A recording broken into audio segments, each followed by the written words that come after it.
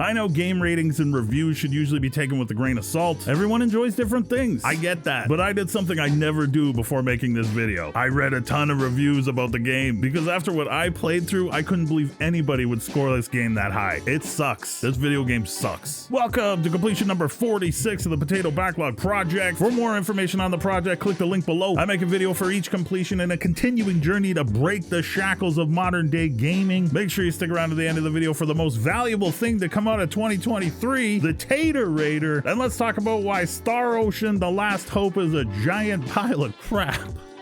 StarOcean is a JRPG released in 2009 for the Xbox 360. It was originally exclusive to the console for a time. It has since been released on other platforms and did receive a remaster in 2017, which I will never play. Right off the bat, some of you are probably saying, "Well, Jimmy, you probably just don't like JRPGs. That's a problem. You just don't get it, bro. You don't get it." Oh, I get it. I love JRPGs. Super long, grindy games with winding epic stories, in-depth leveling and battle systems that force you to think about what you're doing, and characters that you actually grow to care about throughout the playthrough. StarOcean: The Last Hope just ain't that. Before we talk about anything else, let's talk about why those reviewers gave such high scores. They all loved the battle system. They all had the same thoughts as me on everything else in the game: throwaway generic garbage characters, horrible story pacing, and a bunch of outdated elements that made little to no sense to have in a 2009 release. JRPG or not. But the battle system, oh boy, apparently that experience was amazing for them. The fighting in this game revolves around a real-time active battle system. You run around the playing field and find monsters to trigger fights. Not having random encounters is a plus, but with the controls and camera in this game, it becomes a negative. In this game, you can be surprised by enemies, or you could surprise them to get an advantage going into the fight. But good luck actually making those things happen in a way that you want them to. Good luck just walking around a corridor in the first place. I almost quit the game at 2, 5, 10, and 15 hours in because I was losing my mind just trying to get around the game.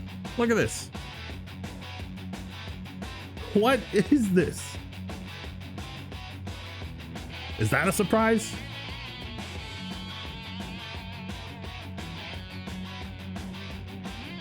Was my character surprised there?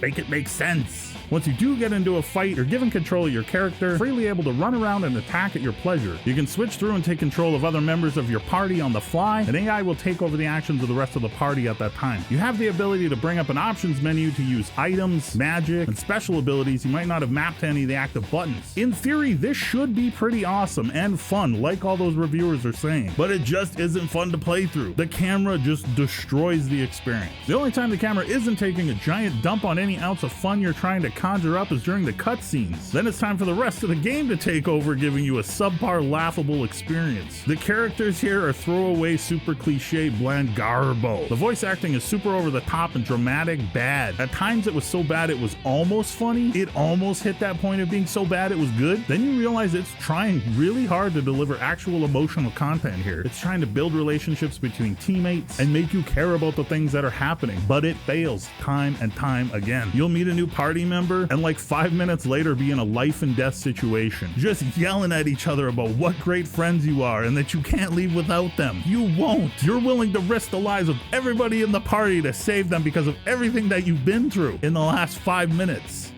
I bought this game back when it released, and I've always just kind of had it on the shelf, waiting until I had 50 or 60 hours to play through it, and it's one I just wish I kind of would have left on the shelf. But we're on a mission with this backlog, but my god, man. I would bash this game for another hour, but I think that'd be a pretty boring video. So unlike the game, I will respect your time, but I will leave you with this little piece of art, just perfect art from the game here. After having miraculously survived for 4.6 billion years, it was annihilated in a single instant. Nobody could have prevented what happened. Oh yeah? You know how it could have been prevented? If I hadn't started it in the first place! No, Edge, that's not true! Edgy. Edge, you did your best! Don't try to console me, damn it! Edge, you did your best! Don't try to console me, damn it! Oh yeah? Edge, you did your best! Don't try to console me, damn it! Oh yeah? Oh yeah? Oh yeah? You know how it could have been prevented?